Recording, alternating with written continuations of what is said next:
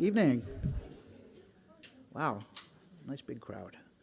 Before we get going, can everybody just turn off their phones, please? Oh, wait, I gotta.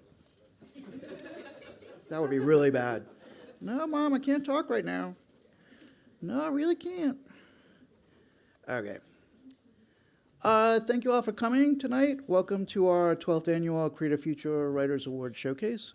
We're here tonight to celebrate 15 talented and diverse writers who I'm sure you'll hear a lot more from in the future.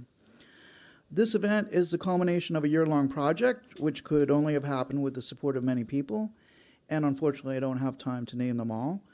But I would like to thank our funders, the Arts Council England and the Amazon Literary Partnership, and our many, many generous prize givers. I'd also like to thank our judges, Nancy Campbell, Kieran Yates, Beth Brambling from Faber Academy, Jack Hadley from Curtis Brown Creative, and Aki Schultz from the Literary Consultancy. It's also an honor to once again hold this event as part of the London Literature Festival here in the beautiful Southbank Centre. Finally, and not at all least, I'd like to thank all 1,600 entrants to this year's competition. Having read every entry, I can say how much we loved reading your work and how difficult it was to choose the writers you'll hear tonight. Creative Future and the Writers Award were established because the literary world can feel at times the preserve of the privileged, and getting a foot in the door can feel harder than ever. Despite that, we're very proud that a third of our past writers have gone on to publish books, and I think you will be seeing a lot more of those in the future. We're in a time where the idea of an open and equal society for all is no longer held by everyone, and fear and division has created a war against empathy.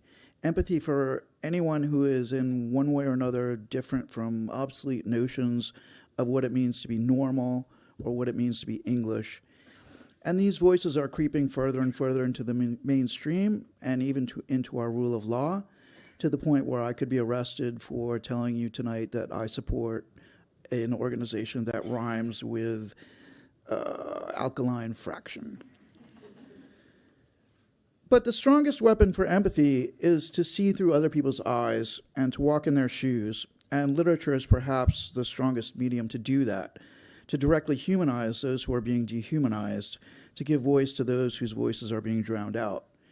So clearly our work in this small way and this event and these writers are more important than ever.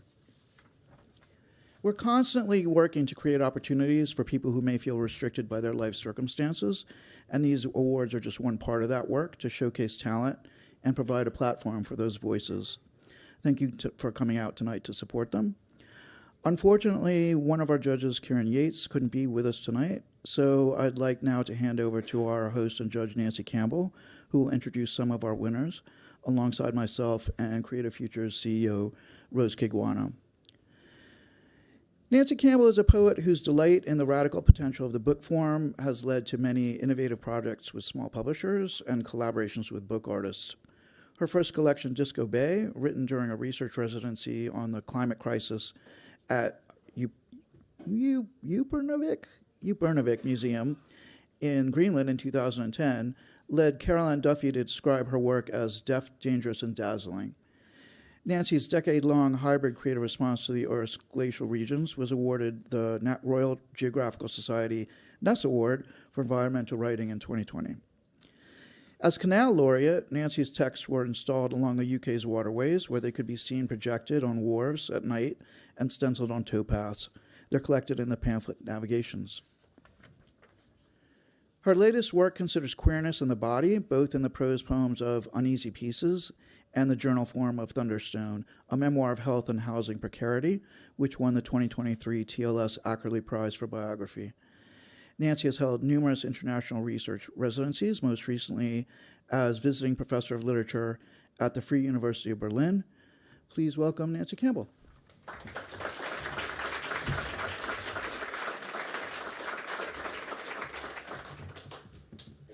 Thank you, Matt. I'm very pleased to be here. This summer, I sat in my caravan by the railway line to the Midlands, and I was transported to diverse locations and domains of experience, reading submissions for the Creative Futures Writers Award, new fiction, non-fiction, and poetry. I found compelling new voices, forging work that was vital, transformative, and hopeful. Experience was reminiscent of my first reading of Donna Haraway's work, a writer who has been a real touchstone for me in understanding wildness and writing.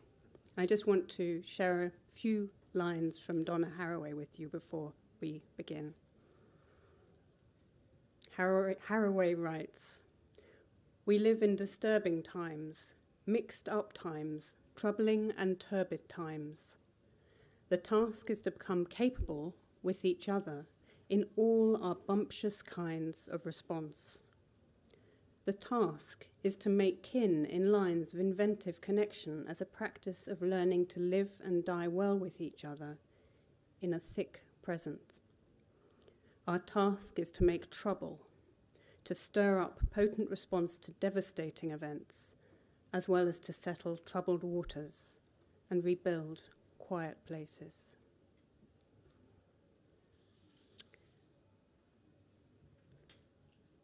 First reader this evening is Zara Nesbitt Ahmed. Zara Nesbitt Ahmed is a research and evaluation specialist focused on gender equality and inclusion. Her essays have been published in Critical Muslim and 3 of Cups Press, and her writing has been featured in New African Magazine, African Arguments, The Republic, and Salamta Magazine. For over a decade, she curated Bookshy, a blog dedicated to African literature. She also edited the first 2 issues of the literary magazine Rewrite Reads. In 2024, her work was shortlisted for the inaugural Fern Academy Prize for Essays.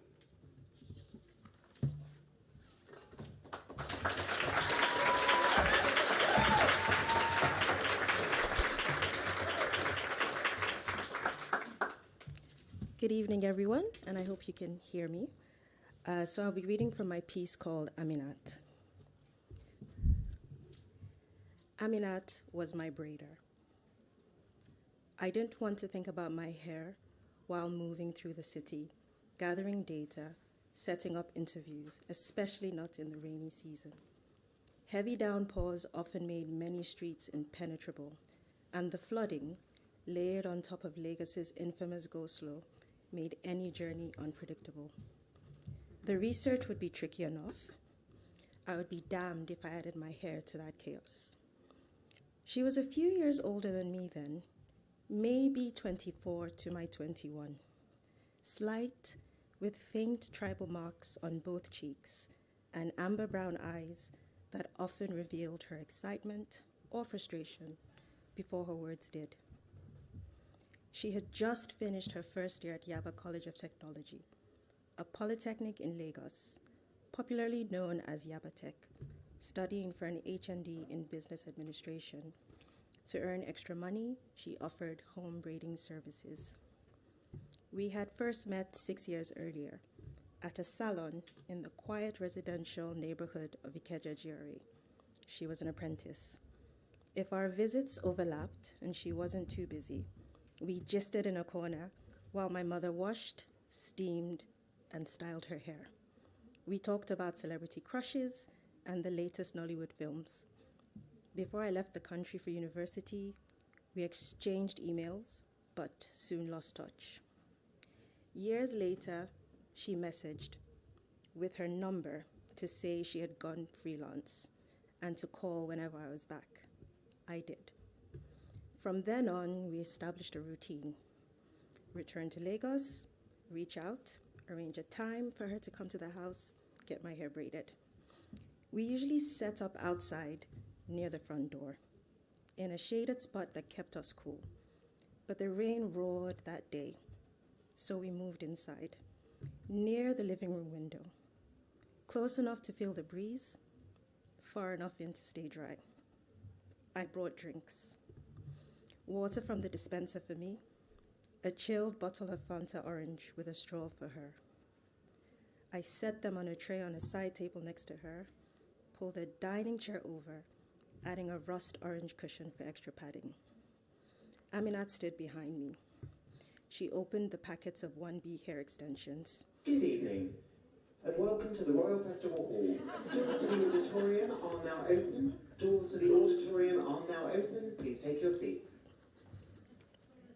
That's okay. Aminat stood behind me, opening the packets of 1B hair extensions. She stretched the strands, pulling them carefully so the ends would taper rather than be blunt once braided. When she finished, she took a small wooden 3-pronged comb, sectioned my already blow-dried hair, and began. I passed her the first strand for my mid-sized waist-length strength. The rhythm settled in. Her parting my hair, me pulling apart a section of the extensions, lifting my hand and passing it to her behind me, the strands running through my fingers as she took it from me and wrapped it around my hair, keeping the twist firm but not pulling too tightly on my scalp as her fingers and the extensions made their way down to my waist. And we talked, as we always did, about our latest celebrity crushes, her studies, and what I planned while I was home. Thank you.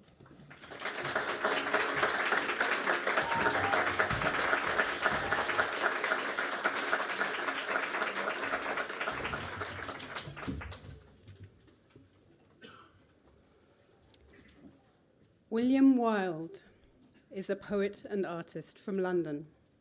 They are a Poetry Archive Now winner, were highly commended in the Bridport Prize, and have performed widely, including at the Queen Elizabeth Hall, alongside the London Philharmonic Orchestra.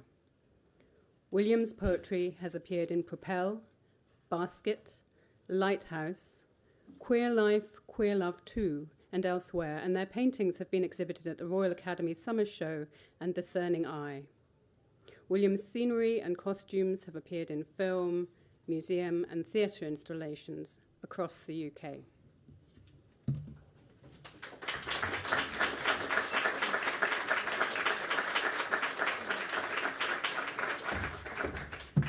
Hi. Does anyone here have a garden shed? A few of you. For those that don't, you're missing out.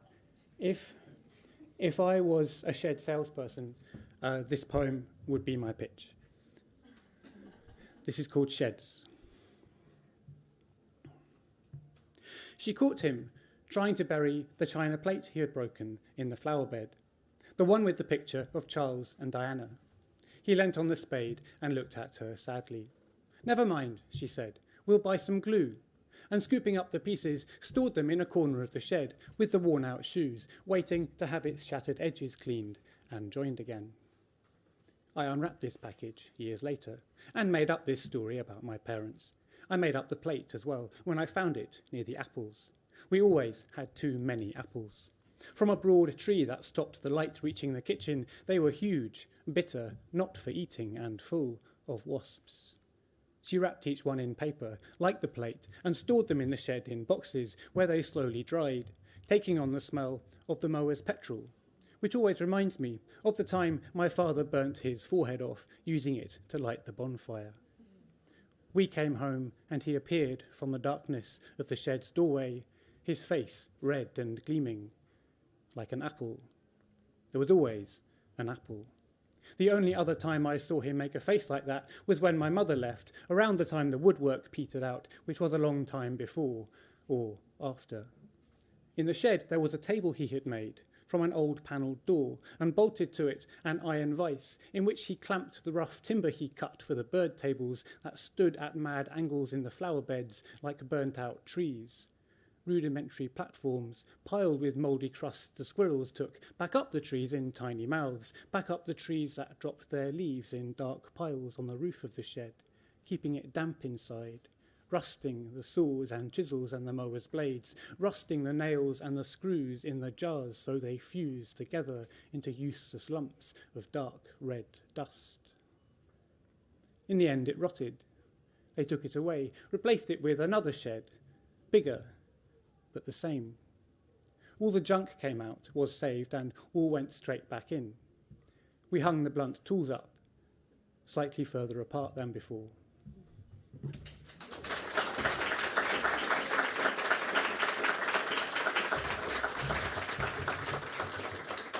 Hello, I'm Rose. Our next reader is Emma Ality. Emma writes literary and book club novels and short stories. She also writes psychological suspense under the pen name Ali J. Dunn. She's been published in the People Tree Press, Olaweo Now anthology and longlisted for the Harville Secker Bloody Scotland Crime Writing Award. She was runner-up for her novel Grudge. She was longlisted for the S.I. Leeds Prize 2012 for her novel The March of Ada.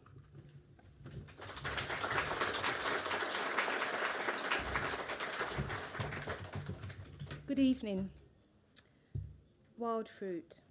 Calvin Macpherson crossed Westbourne Grove, tugging at his coat collar, although he knew it'd make little difference to the icy February wind. He was walking to the house in Hampstead, and if he walked smartly, he would arrive at about 8 p.m. Then, after the sitting, he would have the bus fare back home to Westbourne Grove and rent for the room he shared with Johnny. It was a month since he had walked out of the mechanic's shop in Shepherd's Bush. Though there are plenty of jobs, hadn't England put out the call in 1961 for labour shortage? He was picky now, more careful. Lucky for that foreman, he had thrown down the wrench because he had been itching to lift it and conk that wretch's thick head. And what good would it have served him to be locked up? The jokes, the miscalling him Sam, the messing with his wages, the way that man thought up little ways to get under his skin. When all Calvin wanted to do was finish his 8 hours and earn his money, so then what he called his real life could begin. A wash and brush up to slough off the grease and dust, a bite to eat, and then straight to the All Jazz Club or the Blues Bar, either one pulsating with calypso and smelling of rum and perfumed women. Since Calvin had come to England, he had discovered 3 important things. That the name for men like him was a pleasant one, ladies' man. Back home it was horn dog, and he decided he liked the England name better. The second thing was the average white man was filled with racist hate, some of them enraged just from seeing him and Johnny walking in the street. But the biggest secret that the British Empire had been keeping from him, and somehow it was linked to the second, was that there was a whole heap of white women just waiting for Indians, Africans, and West Indians to come so they could welcome them. Late last night, Calvin had stumbled in, waking Johnny up, telling his adventures. After a while, Johnny said, look, he didn't want to get all tangled up with them. Look at the picnic, he declared, one less looking, with knotted dry hair, just lost around black people.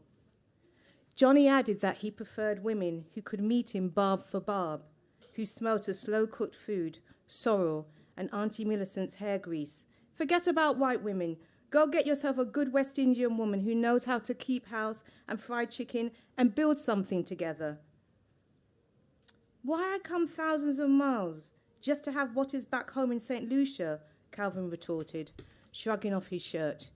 You messing with fire, you hear? Johnny said, and rolled over, closing his eyes. Thank you.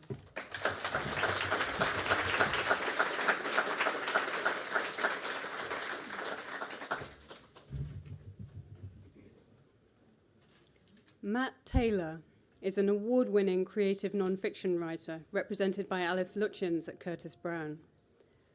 Winner of a Writing Chance 24-25, Substack Strand, long-listed for Fish Publishing's Short Memoir Competition 2024, highly commended at Life Writing Prize 2021, winner of Spread the Word Scribe UK 2021.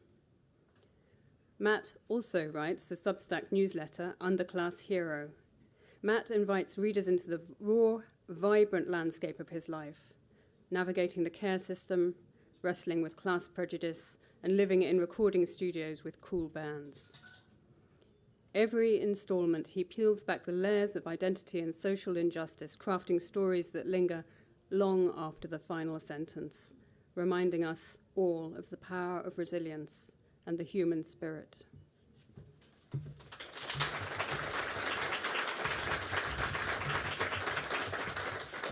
Sounds way more grand than I am. Anyway, this is an extract from my piece, I Screamed in Lowercase. Photography is about light. Having no photos plunged my childhood into a dark age. As much as the BBC journalist frustrated me with his lack of empathy towards my situation, he ignited something in me that hadn't been there before. I didn't know why, but having some photos from my childhood suddenly felt necessary. I wasn't lying to the journalist when I told him photos weren't really a thing in children's homes, because they weren't. I was sure no photos existed from that time. It had been over 10 years since I left. To prove myself wrong, I would go on long walks to forage the deepest, darkest, densest, most overgrown parts of my memory, desperately searching. Each search led me to a void, a wall of infinite blackness so profound sometimes I doubted whether I would ever find a way back. Little sparks occasionally flashed, memories of photos being taken. Grainy A4 printouts of pictures taken from a care worker's phone when they took me and my brother to Blackpool for a weekend as part of transitioning to a new children's home. They were pinned up in the kitchen. Some photos did exist. People didn't really know how to store photos back then. That trip was in April 2007, before the iPhone, before the iCloud, or anything that allows us to keep photos we forget about. But this was a starting point.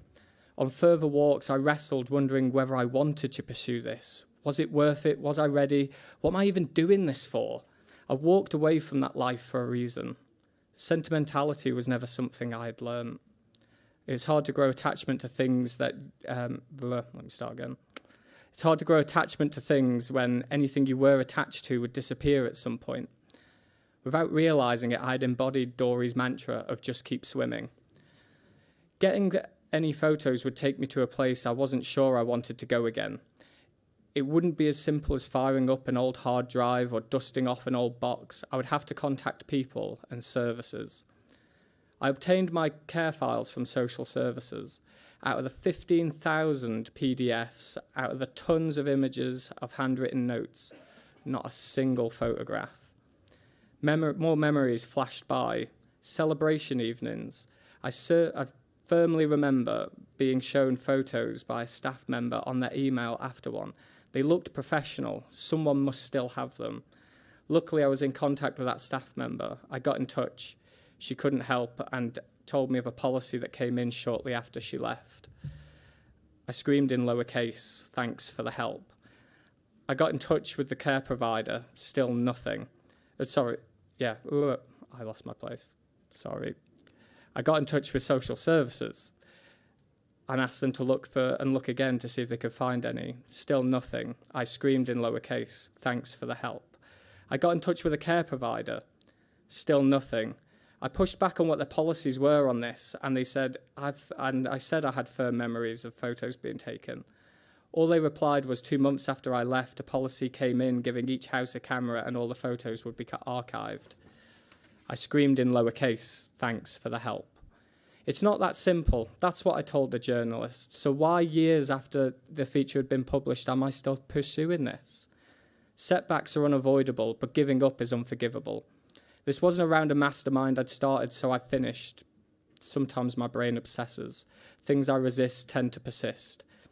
Maybe I was just fed up of not being able to join in when people shared the parts they cared about from their childhood. The original spark. The memory of the Blackpool photos in the kitchen.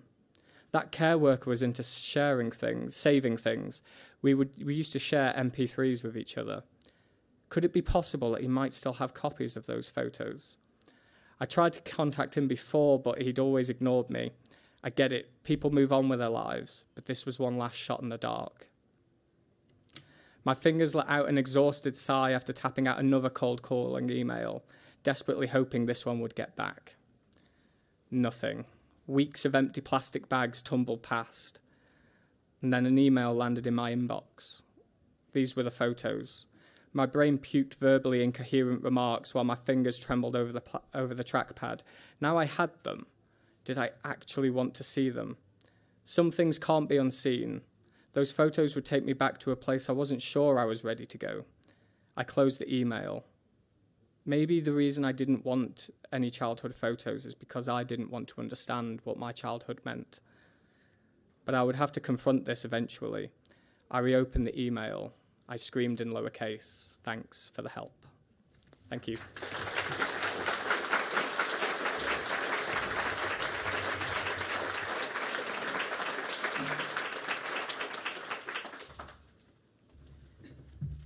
Nathan Stewart is from the Cotswolds, currently studying English and creative writing at the University of Exeter, where he is a fiction editor for the university's literary journal and the editor-in-chief of the Arts and Culture magazine.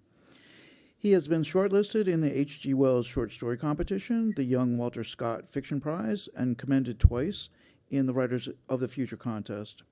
He's also won first place for the In Focus Short Story Competition, as well as performing his poems in local Exeter events. Please welcome Nathan.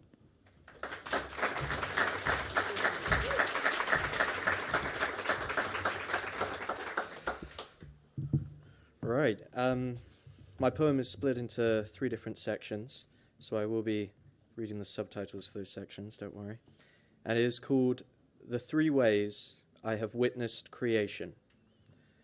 The first section is called Touch. It was hot, and the fish looked like a silver slug clasped and squeezed between my grandfather's fingers. It flinched and beat its head like a schizophrenic against the wrinkles and ruts of the old man's palm. The stained club was a ludicrous rolling pin in my hands. Hit it, and I hesitated. Aim for its head, and I hesitated. Right between his eyes, and I felt like the sun was clubbing my own pate, drawing sweat from the waters. Do it now. My pubescent triceps clenched and brought that stick thrashing downward, but I missed and struck his knuckles, and he winced and did not let go again, and I struck the fleshy plateau between the black unblinking beads over and over until it stopped its flogging, and its pulpy skull was laid bare for all the judgment of heaven and earth, and my grandfather was pleased and slit its stomach and emptied its guts and patted me on my sweaty head with bloody fingers and told me to cast it out again. Sight. I walked the same paths and felt green fire blush against the cobwebbed corner of my eye, and sweet blossom bullets hissed past my ear, and I heard the swish of twig and stem under my naked foot. It hurt like hell, but I was happy, and the noises throbbed like starlings, drawing heavy crystal beaks into the well of my eardrum, disturbing the waters and prying open the lazy lid within my soul, and I could see, not simply the haze of smudges, but the patterns of all winged silhouettes that pirouetted and brushed plumage of lilac, teal, and apricot. The air tasted solid, with petals and pheromones, and I became color, a roaring palette of my own creation, part and parcel with the past tableau. That was when they found me, and guided my elbows with gloved fingers back to the blank and empty walls of ecstasy. It was not their fault. They did not know that I could see. Taste. Clouds scud behind the needle of the spire, carving the firmament into gossamer patches. Lazy eye lamps spin and stare their nightly circuit as transformers hum and drown the bird song with steel nooses. Horses stamp and chuckle into the breeze which gnaws and plucks the quilted branches. I breathe in and taste the sun on my teeth, flattening the red against cold enamel. Thank you.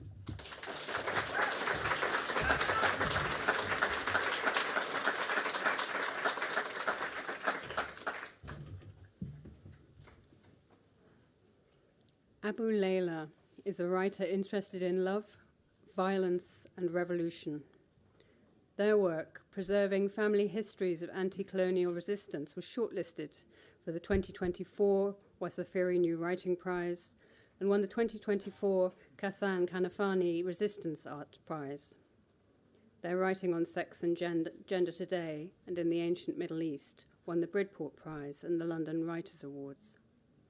They are an alumnus of Barbican Young Poets, and their poetry has been published in the Bad Betty Press anthology Field Notes on Survival, recreated as a stone carving at the Bloomsbury Festival, and performed in Kolkata, India with the Queer Muslim Project.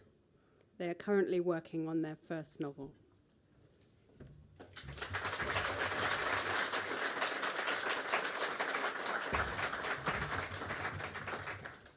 Hello.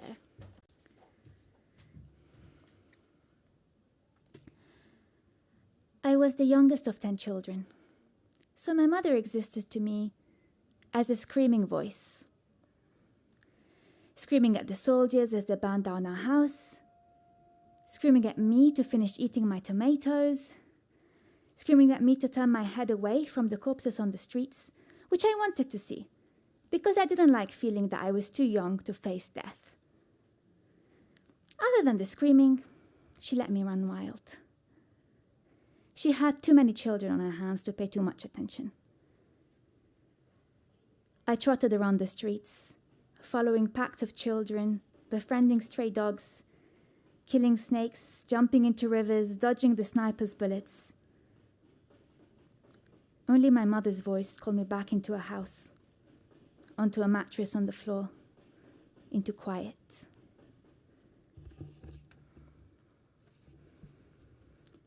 As we moved from house to house, her hollering voice was a comforting constant. The floors changed, the roofs changed, the trinkets left by old inhabitants changed. My siblings came and went from battles and prisons, but her beautiful screams were always there.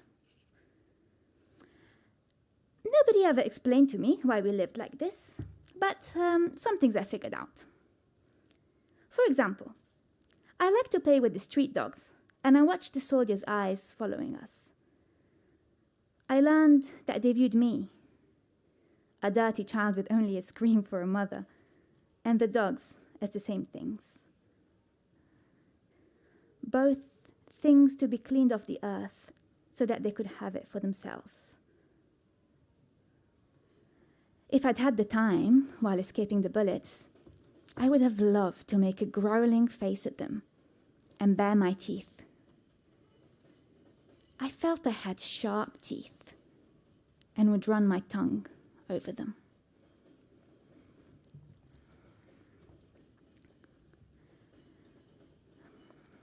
We went from abandoned house to abandoned house. By the time we got to the 26th house, I was 16. I liked the house because of the puppy and the sea. The puppy licked my hair clean every night. I assumed she felt I needed it, and she was probably right, as running water was a rarity. She was a black dog with sharp teeth, and she liked to hunt my toes. She did bring me dead birds at times, but she made up for it by guarding my mattress from my siblings, sleeping in my spot and biting anyone who disturbed her. Even though we had little food, I dropped some for her under the table, which made my mother scream. The sea faced the 26th house, and I swam in it every day for hours. There was no school in the war, so I had time. It was a scary sea, and I feared it might kill me. But I loved the waves hitting my face, loved to hear the thumping noise fusing with the pumping of my heart. I loved opening my mouth and feeling the salt inside it. I swam happy and terrified, thinking of the big-teethed, deep-throat monster that lived in the water. They said her name was Charybdis. She swallowed the sea 3 times a day, with its fish, its fishermen, and its teenage girls. She spat it back out 3 times a day, too. I timed my swimming to be in between her drinking and spitting time. She was better than the terror of the land, the weapons in my siblings' hands, the boys who kept disappearing, the soldiers. Better than the relics of whoever had lived in the 26th house before us, before having to run away. The horrible pictures of their great-aunt, grand-aunt, the red pair of children's shoes. I climbed up the rocks and let the sun dry me as I watched the sea being swallowed and spit out again. I felt the salt on my gums between my teeth. Thank you.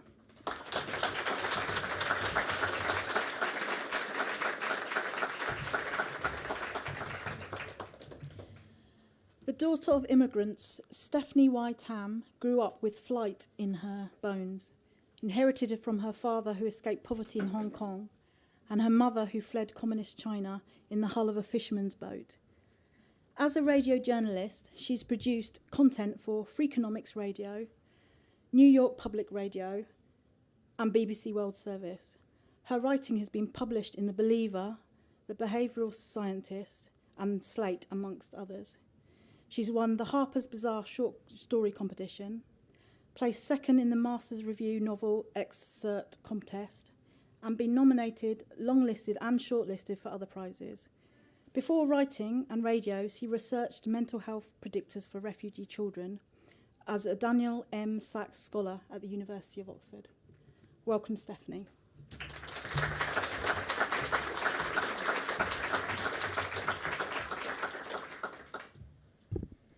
I'm reading from an essay called Radio Silence.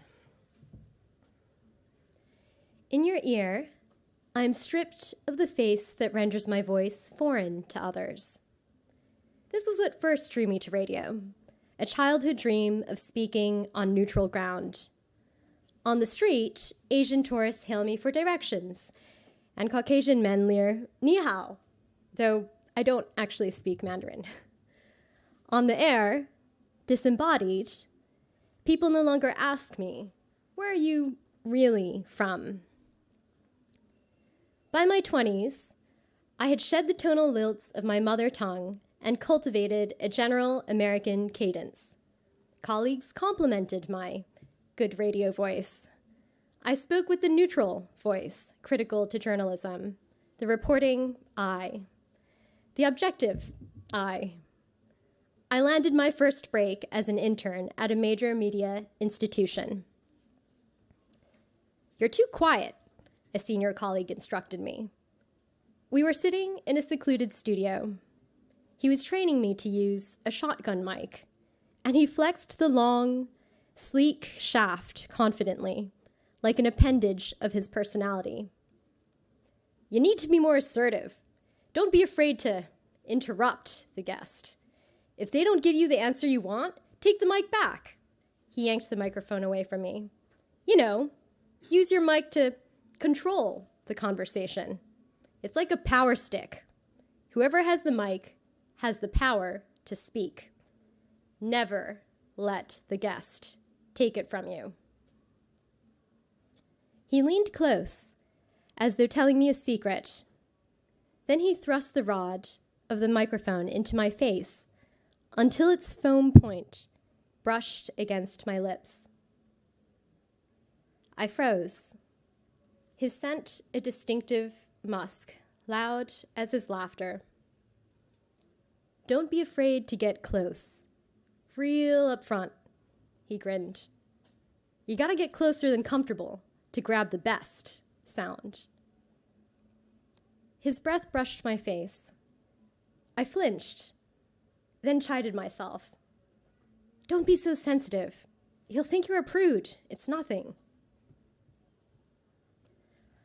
I was the new kid.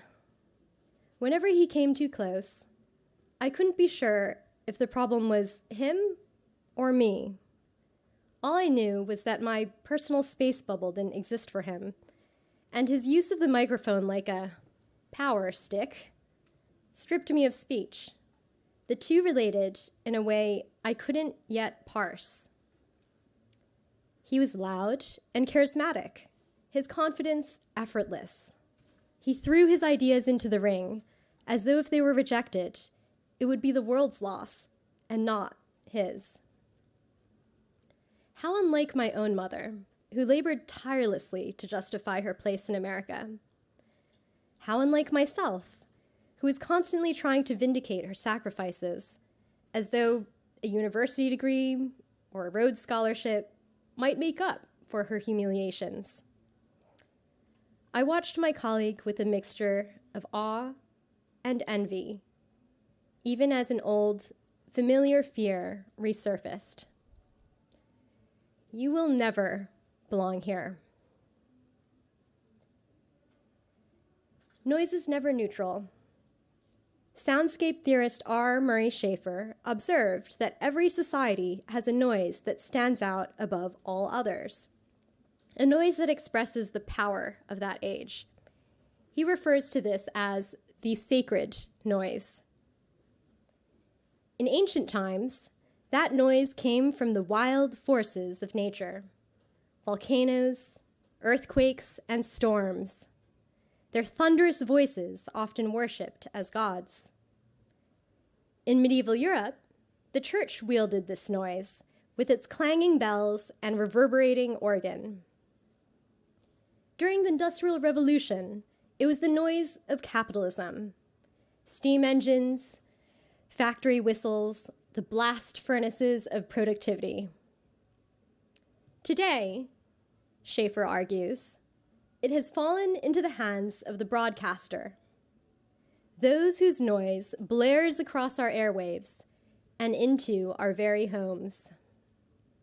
The key is this: to have the sacred noise is not merely to make the biggest noise. Rather, it is a matter of having the authority to make it without censure.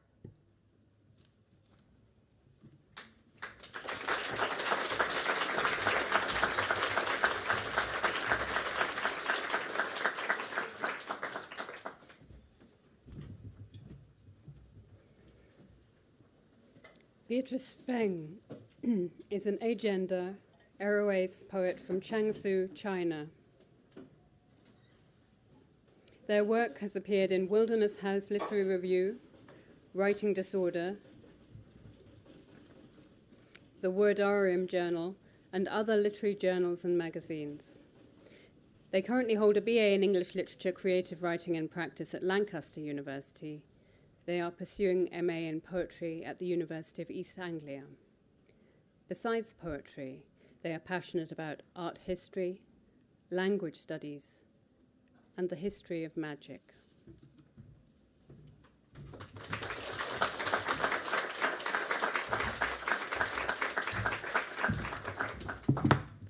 Hi everyone. Okay, I will start reading now. My soul. My soul was a clay pot for months, so I grew enough planting it. I checked the ratio of its lit and shaded pinks to know how I was feeling. I studied its making and tested its durability. When it broke, I turned to my Bambi plush and found the stitching of her eyes, my soul for the following year.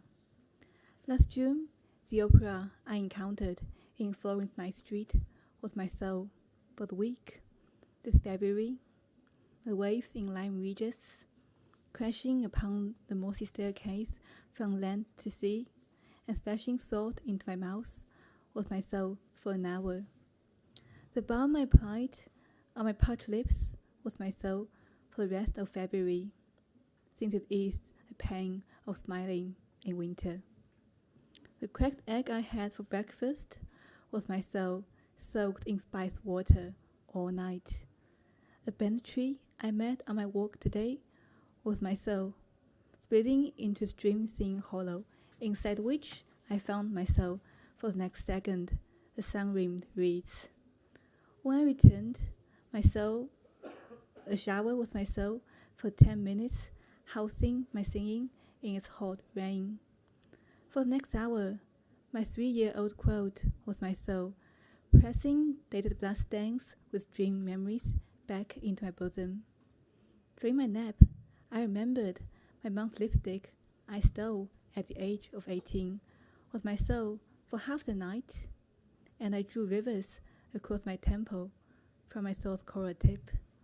When I woke up, my soul became crayons and paper, so I turned nostalgia into some pregnant moon who hummingly rocks tides of fish eggs. At the moment, my soul is that oven of sunset my mom was pointing to through the orange-tinted car window over 10 years ago. Thank you, everyone.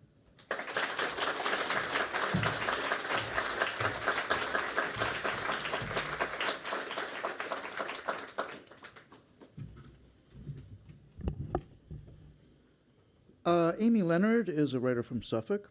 She gained her bachelor's in English literature and creative writing from the Open University in 2024. This is the first time her work has been published, and she is currently working on multiple novels simultaneously. Please welcome Amy.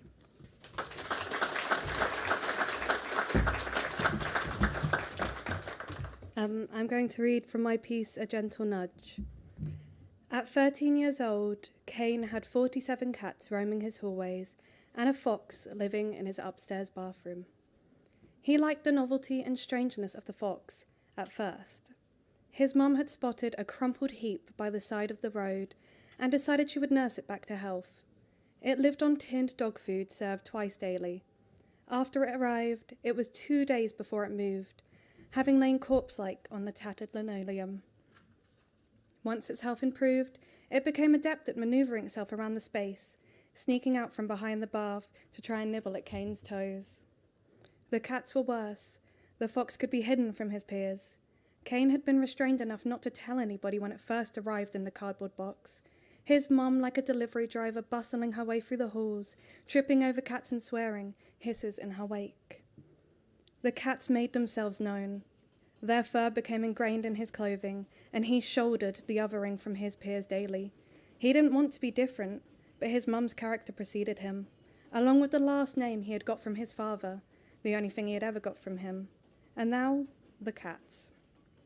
Tuesday evening, the same as most evenings, a bus ride home from school with his earbuds in, a layer of protection against the other children. Through the front door to the smell of cat shit, and his mum's form folded over the dirty hob, making a lasagna from scratch, bechamel sauce spitting onto her top as a handful of cats weaved between her legs. It was always best when he first came home. As the evening stretched on, his mum would become more taut, fraying at the edges. "Can you feed the cats?" He took his usual route around the house with a large bag of cheap kibble, and the cats screamed as if he were Jesus feeding the 5,000, their backs arched and their mouths yawning open. Gang violence was rampant within the 3-story terraced house. A group of cats attacked a weaker member of a rival faction as he placed an old curry-stained Tupperware container of food down, who moved back behind the banister, knowing that to intervene meant being mauled. Afterwards, he trod downstairs and placed the food in a locked cupboard. His mum had become increasingly dependent on the cats. He stopped in the hallway and watched her covertly for a few moments, the awkwardness of her arms and the hunch of her shoulders. He cleared his throat. Thank you.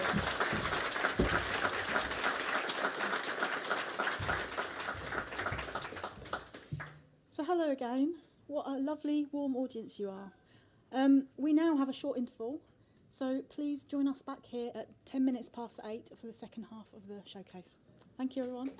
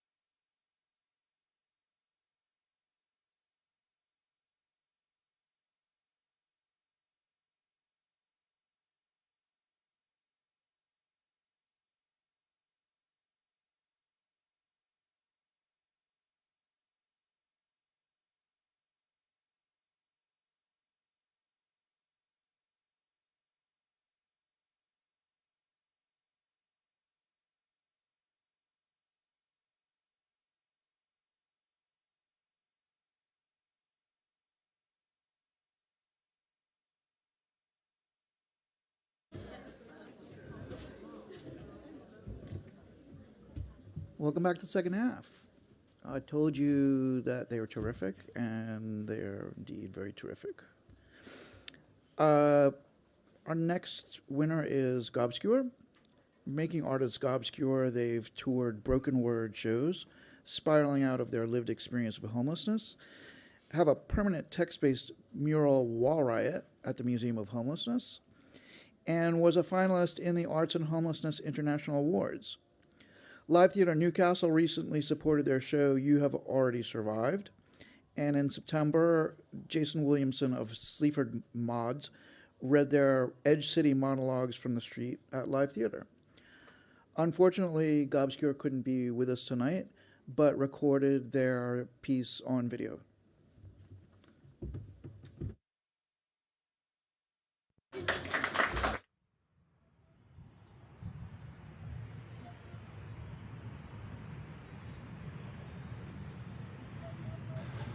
Gobscure reading Invisibled, Creative Future Writers Award 2025, Gold Award winner, non-fiction. Caraba, just beyond Hadrian's Wall, so we're outside Empire. We're in sunset's after fire, the air turning pink, moon sliver ascending. A fort for 500 warriors stood on this moorland 2,000 years ago. Empire soldiers from North Africa, Iberia, Greece, Palestine, Israel. Water engineers from Basra bridging the Tyne.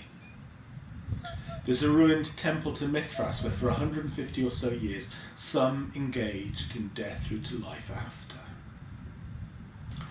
after.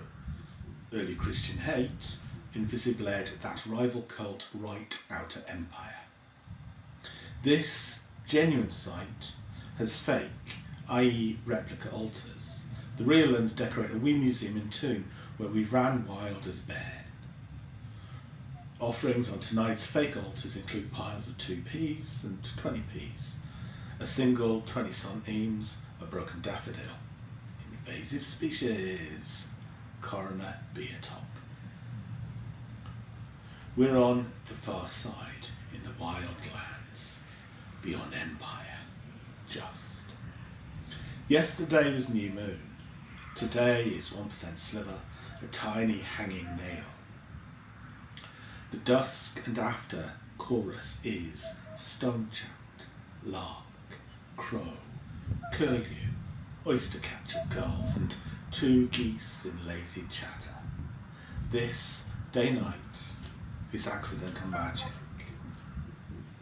In therapy, we've been saying how mostly we live by handholds, things we grasp to keep our head above water for a gasp of air, birds returning in the spring, special moons, specks off, coffee steam, blurry dream. There's layers above, only we never had the word for that.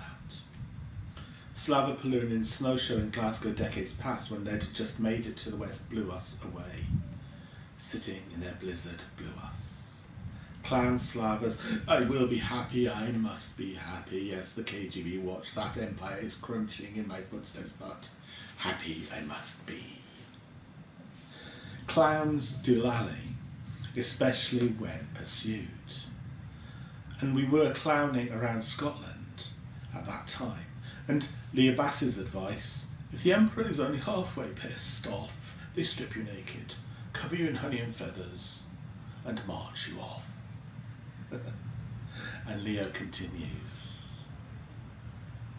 But what the emperor doesn't know is we clowns find it easy to be covered in honey and feathers and marched out. We do. We clowns find it easy to be covered in honey and feathers and marched off. Slava was in Sunderland last December. Took friend for birthday. They said, best thing ever. And we booked a table for pub food beforehand. First time ever. Describe all this in therapy, we are told, that's joy. Joy.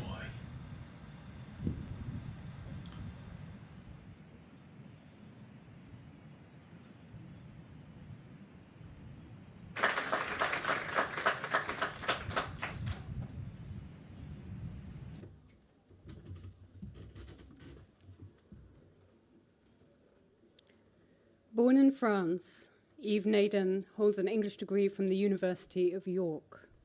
She now resides in the UK, where she works as a project manager for the civil service and teaches English in her spare time. Diagnosed with autism in 2024, she writes to make sense of a world that's increasingly difficult to navigate. Her work has featured in the Roadrunner Review, the Elmbridge Literary Magazine, and in 2021, she won the Zealous Short Story Competition. When she isn't writing, she can be found composing music and knitting scarves nobody asked for.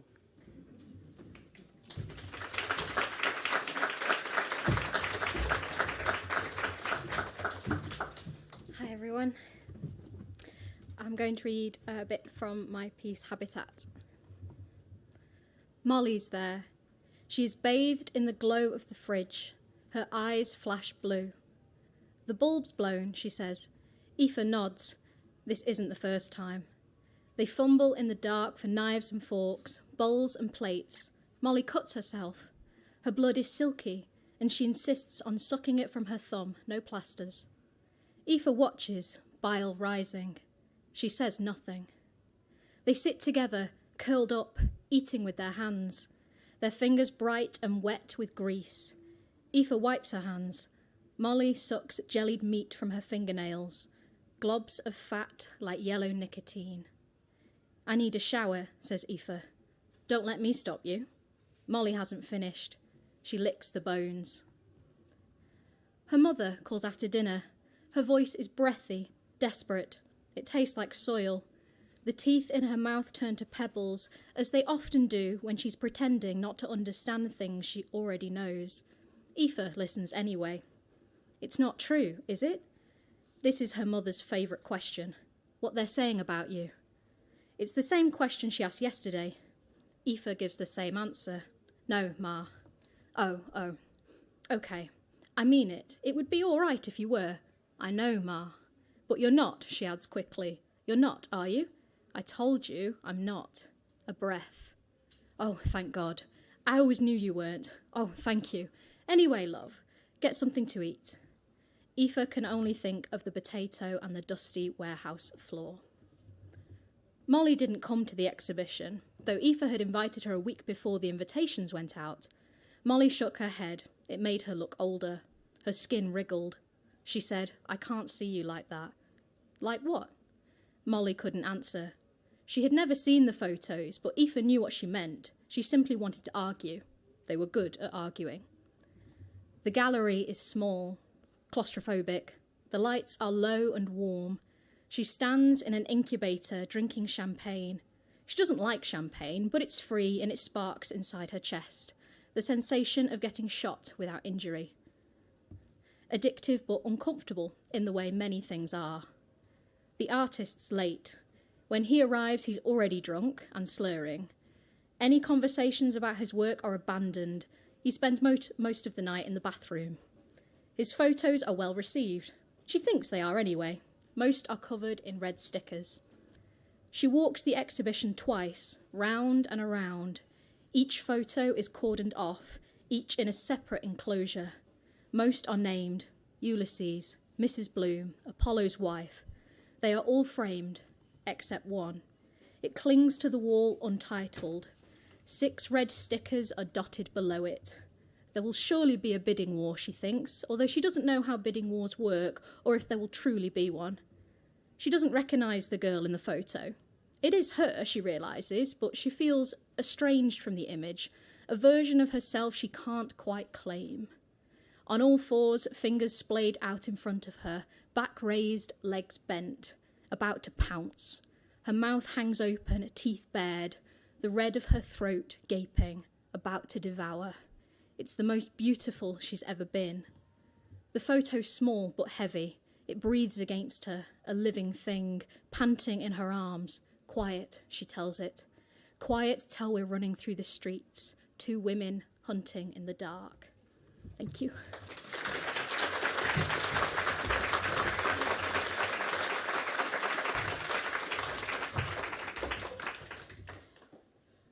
Godelieve de Bray is a poet and critic based in London, with poems in Propel, Tate and 14 poems. Her critical work has featured in Poetry London, the London Magazine and LARB. Welcome, Godalee.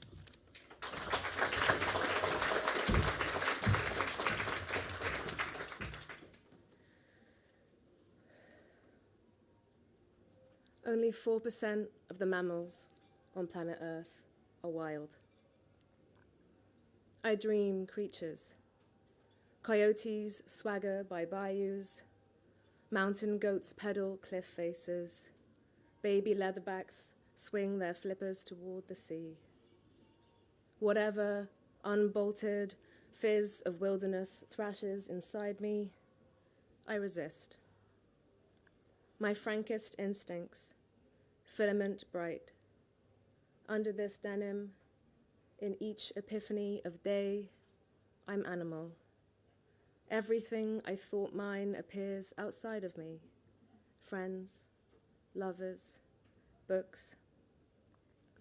I dream creatures that buck and shit, entirely undomesticated.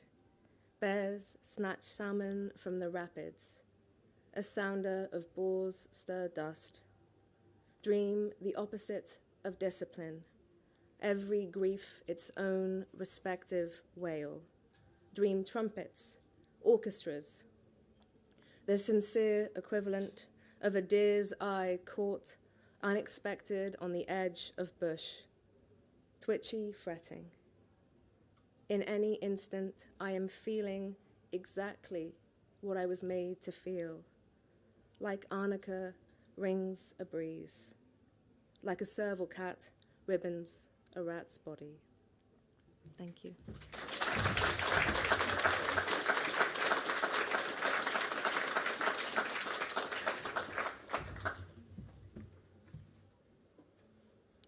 Ellen Rickford lives on a boat in East London, finding inspiration in the churning mass of life, both human and otherwise, that the waterways draw in.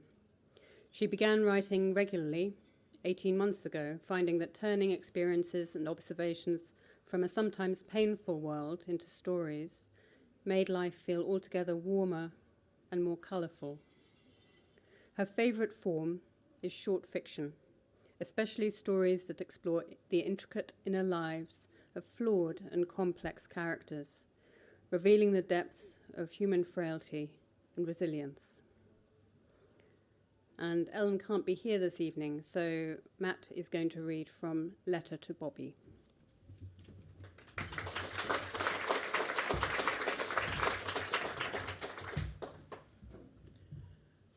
When the weather gets warm and it feels like the promise of something I thought I'd never have again, I tilt my face up to meet the sun.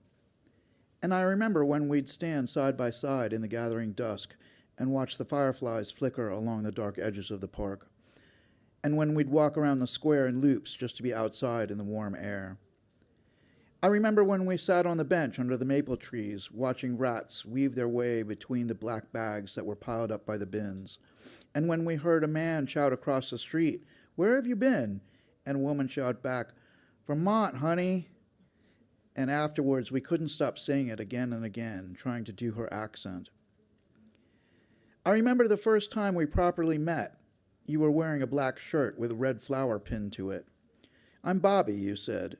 But I already knew that because even though we'd never spoken, I'd heard you say, "My name's Bobby," 20 times at least by then. You walked me home, and I remember I said something about us just being friends. And you looked disappointed, even a little sad, but smiled at me anyway and said, "You know, I could use another friend." And soon we were meeting every day, sitting across from each other, eating cheap soup at the Chinese restaurant down the street from my apartment, or playing video games on the old machines in the upstairs room at the cinema. It felt like a lifetime, but it can only have been July and August, maybe a little bit of June, maybe a little bit of September. I remember the first time you brought it up. We were sitting at the top of the steps outside the library, looking down at the stone arch and the fountains in the square beyond. You said, There's something I want to tell you, but I'm afraid you'll feel differently about me if I do. And I thought, you must have killed someone. Drink driving, maybe, like the bald guy with the prayer beads who was at all the meetings back then. Or in a bar fight, like John, the old one, not the young one, from Crown Heights. And I wondered why you thought I'd care. Because that was just life in those days, wasn't it? Nights spent sitting on plastic chairs surrounded by drunk drivers and drunk fighters, and surgeons who had botched their work with shaking hands, and mothers who had left their kids for hours in the parking lot or the grocery store or the back of the car and had only noticed when the police came knocking to bring them home. And as they talked, I'd mostly just sit there thinking, shut up, Sherry, your 2 minutes was up ages ago. But you must have seen my face because you said I didn't hurt anyone. So I knew then it must be something else. And again, you'd say, I want to tell you, but I'm afraid you'll feel differently about me. And I would say that I didn't think that I would, but it was up to you. Then one night I knew. I just knew exactly what it was. And I sat up in bed all the way up, and I thought, fuck. Thanks.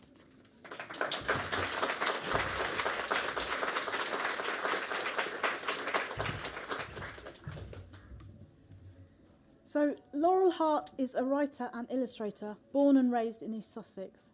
After completing a degree in English literature and creative writing at the University of East Anglia, she has been working in museums and medieval castles, trying to befriend ravens and telling everyone who will listen about a history of rat poisoning. She's currently working on her debut novel, which draws on her love of nature and all things strange and unexplainable. Welcome, Laurel.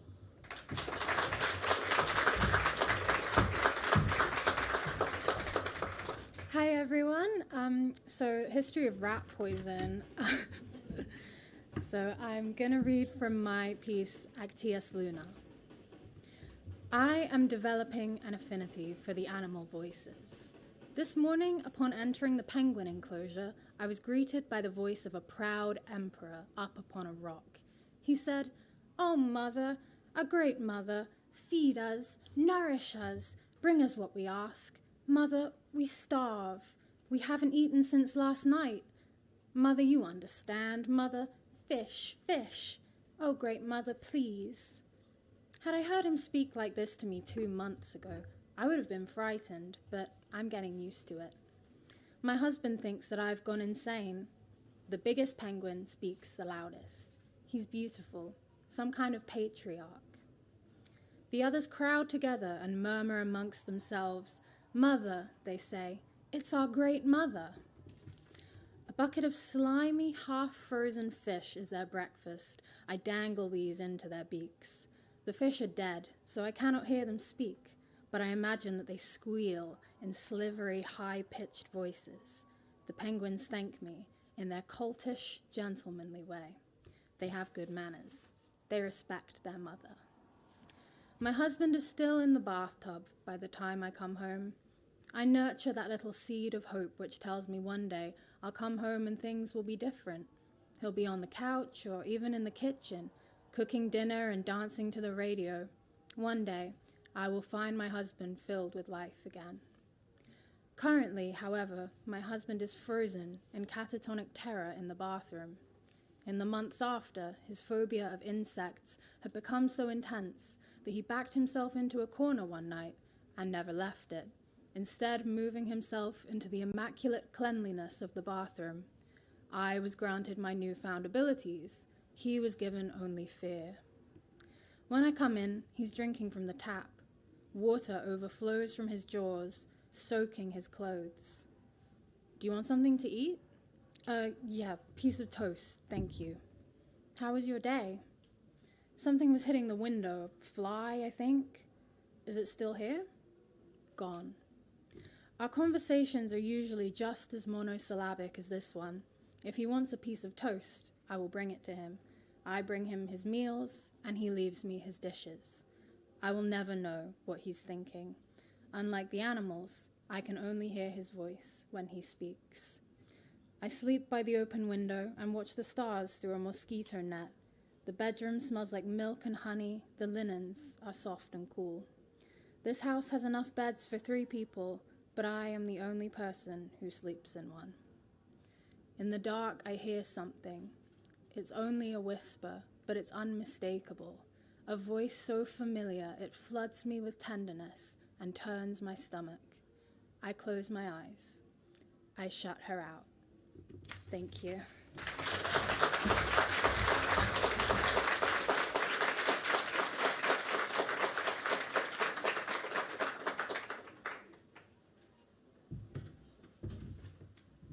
Our final reader tonight is Jasmine Allensbach. Jasmine is an ex-phonic Swiss writer and award-winning physicist living in London. Speaking 7 languages, she writes in English despite her mother tongue being Swiss German. She is a young trustee of the London Library, where she was formerly an emerging writer, a Barbican young poet, a Tin House scholar, and runs an international writers' workshop. When not dissecting words or equations, Jasmine trains in classical ballet. In a no man's land between languages, her poetry explores multilingualism, sexism, science, and severed roots, both metaphorical and literal. What Makes Tick My Mother is the only poem she has ever written about her mother.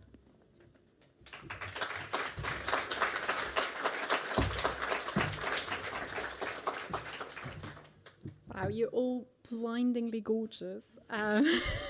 Maybe it's just the lights. No, thanks so much for coming out tonight and celebrating this with us.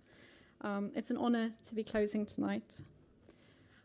I never write about my mother, or any mothers for that matter, but as Matt just said, there's an exception to every rule. So this poem is that exception for me. This is for my mother, chronicler of limestone and chronic sufferer of Lyme disease.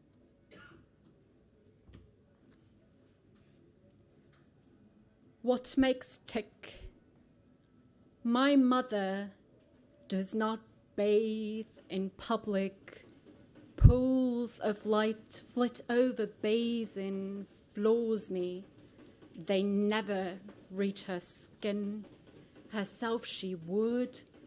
If there was a way before my time, she rode bare-shinned up pines, ran wild in the brush past once, and forever be sorry sight now, her legs all covered, miles and miles with forceful strokes my streaming hair, with Venus hands me a towel, and lemonade with limestone if sprinkled with acid dissolves her Olympic dream and turns to rocks me in her arms, then leaves earth science. Says women over 40 are afflicted, most of it I was too young to be grasping at straws. The doctors and she too late for antibiotics to take hold on girl. Don't lay yourself bare. Don't be rash, flamed on kid skin like a bull's eye, her icked out by now purple marks, her belly to feed and feed back disease. Prevention so easy. Had she known to be quick flick of tweezers before she ever fell sick joke, the 60s hadn't yet named her ill. Spells like acid, lime, rewriting I to why. Let one dot turn her so thin-skinned, so livid, lesions slashed her legs until covered in shame on the limelight glare that followed in her wake up, I say. If men stone you with their stare, so what? Makes my mother tick bite is all it took for a lifetime of saying no. Body must know.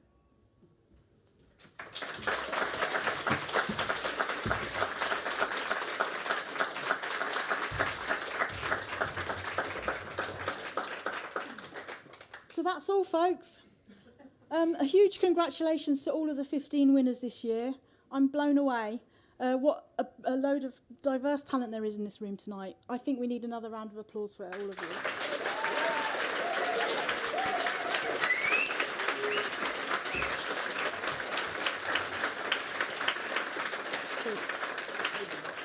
So thank you to Southbank Centre for generously hosting the event tonight. Thank you to our guest judges, Kieran Yates and Nancy Campbell, for judging this year's competition, and Nancy also for co-hosting tonight with myself and Matt. Thank you also to our other judges and the generous prize givers. Thank you to our main funder, the Arts Council, who, with their funding, enabled us to run our year-round literature programme and also these awards. Well done to all the freelancers, the staff, the trustee team at Creative Future for making today happen so smoothly. But most of all, a big, big special well done and thank you to Matt Friedson, who's the very committed powerhouse behind the awards. Thank you, Matt.